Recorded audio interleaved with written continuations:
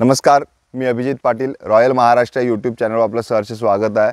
मित्रांनो, मी आज तुमच्यासाठी खूप सुंदर अशी प्रॉपर्टी घेऊन आलेलो आहे. ही 25 एकरची प्रॉपर्टी आहे. रस्त्याने डिवाइड झालेला प्लॉट आहे. साधारणतः 40 फुटाचा रोड फ्रंटेज असलेला दोन्ही साइडला टुवर्ड्स प्लेन प्लॉट आहे. हा सदर प्लॉट हा सिंधुदुर्ग जिल्ह्यामध्ये वैभववाडी तालुक्यामध्ये आहे. इंटिग्रल फार्मिंगचा उत्तम नमुना आहे. असं म्हणा की कोकणातील हे स्वर्ग आहे किंवा सुंदर नंदनवन आहे अशा स्वरूपाचा हा प्लॉट आहे.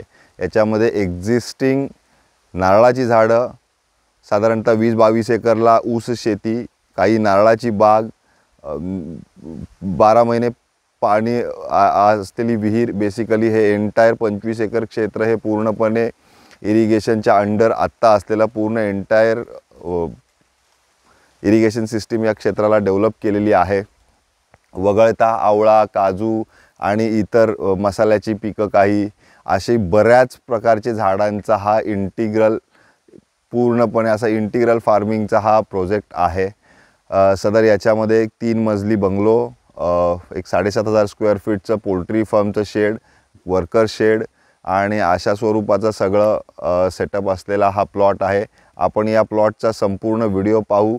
तत्पूर्वी माझी आपणास विनंती आहे की आपण जर रॉयल महाराष्ट्र या चॅनलचे नवीन व्ह्यूअर्स असाल तर कृपया माझं चॅनल रॉयल महाराष्ट्र आपण नक्की न विसरता सबस्क्राईब करा, जेणेकरून रत्नागिरी, सिंधुदुर्ग आणि रायगडच्या पोलादपूर आणि महाडमध्ये जर आपण जमीन शोधताय तर आपल्याला माझी मदत होईल. तसेच कोकणातील शेतजमिनींची माहिती, शेतीविषयक माहिती, तसेच शेतजमिनींच्या कागदपत्रांविषयक माहिती मिळण्यास माझा चॅनल रॉयल महाराष्ट्र हे आपल्याला उपयुक्त ठरेल.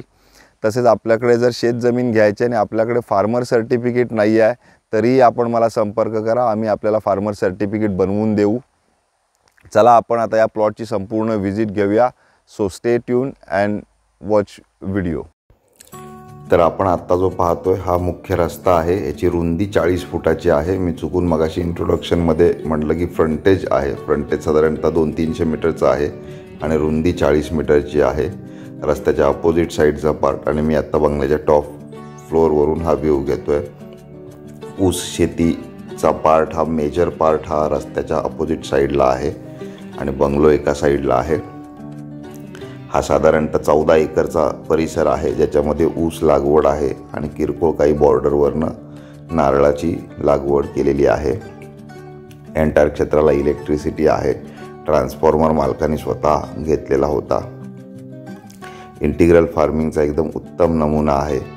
डेव्हलपमेंट करताना जिथं कुठं वर खाली होतं तिथे प्रॉपर लेवलिंग करून डेव्हलप केलेलं आहे. मालक स्वतः सिव्हिल इंजिनियर, सिव्हिल कॉन्ट्रॅक्टर असल्यामुळे डेव्हलपमेंट करताना कुठंही 19-20 काही ठेवलेलं नाही आहे. आपण समोर पाहताय ही नारळाची बाग.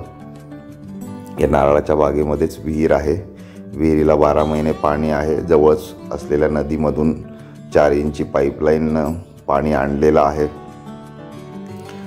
त्याच्यामुळे इथं पाण्याची काही कमतरता नाही आहे. या क्षेत्रामध्ये मसाला पिकांची झाडं आहेत, नारळाची झाडं आहेत, इतर काही फळं देणारी झाडं आहेत आणि ऊसाचं मेजर क्षेत्र आहे. साधारणतः दरवर्षी 600 टनाच्या आसपासचा ऊस या क्षेत्रामधून प्रोड्यूस केला जातो आहे आणि तो सध्या डी.वाय. पाटील कारखाना किंवा बिद्री कारखाना किंवा जवळच असलेलं गुराळ किंवा पितांबरीचं गुराळ जे पाचलमध्ये आहे, अशा 4 ऑप्शन्समध्ये हा विकला जातो आहे. साधारणतः यंदा 3150 रुपयाचा दर वगैरे त्यांना अपेक्षित दर आहे. 3150 ते 3200 रुपये, जो की बिद्री कारखाना किंवा गुराळांनी देऊ इच्छित केलेला आहे. तशा ऑफर्स मालकांना आहेत. समोर आपण पाहता ही नारळाला लागलेली लागवड. इथे या क्षेत्राला कंट्रोल करण्यासाठी मालक स्वतःहून लक्ष घालतात. तसेच 2-3 कामगार इथे कायमस्वरूपी रहिवासात आहेत की जे इथे प्रॉपर हा मेंटेनन्स पाहतात. अशा स्वरूपाचं एक क्षेत्र आहे. वैभववाडी तालुक्यातील, जिल्हा सिंधुदुर्ग, तालुका वैभववाडी आणि गाव नाधवडे. नाधवडे गाव हे खूप संपन्न असं गाव आहे. इथे गुंठेवारीचे रेट, लमसम जमिनीचे दर अगदी 1.5 लाख रुपये गुंठा वगैरे असे चालतात. ॲग्रिकल्चर जमिनीचे असे. वैभववाडी स्टेशनपासून हार्डली हा प्लॉट 1 किलोमीटर अंतरावर आणि वैभववाडी शहरापासून साधारणतः 3 किलोमीटर अंतरावरचा असलेला हा परिसर आहे पूर्ण. हा ट्रान्सफॉर्मर स्वतः मालकांनी खरेदी केलेला आहे, म्हणजे विकत त्यावेळेस पैसे भरून तो सँक्शन करून घेतलेला होता. हा साधारणतः 1999च्या आसपास वगैरे. मूळ माळरानावर ही पूर्ण डेव्हलपमेंट ओनरने केलेली आहे. खूप वर्षामधली ही डेव्हलपमेंट आहे.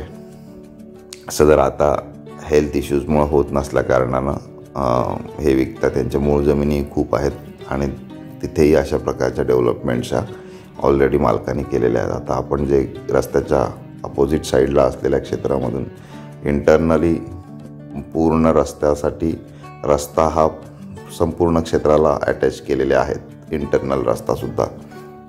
हे निडवं आहे. यंदाचं 3rd क्रॉप आहे. लागण असते ऊसामध्ये, त्याच्यानंतर खोडवं असतं आणि त्याच्यानंतर निडवं असतं. अशा प्रकारच्या ऊसामध्ये 3 कटिंग घेतल्या जातात आणि मग त्याच्यानंतर पुन्हा लागण केली जाते. असं ऊस क्षेत्रामध्ये प्रक्रिया असते बेसिकली. आपण अशा जमिनीमध्ये जर इंटरेस्टेड असाल, समजा 2-2, 3-3 एकराच्या प्लॉटसाठी सुद्धा इंटरेस्टेड असाल, तरी आपण माझ्या नंबरवर फोन करा.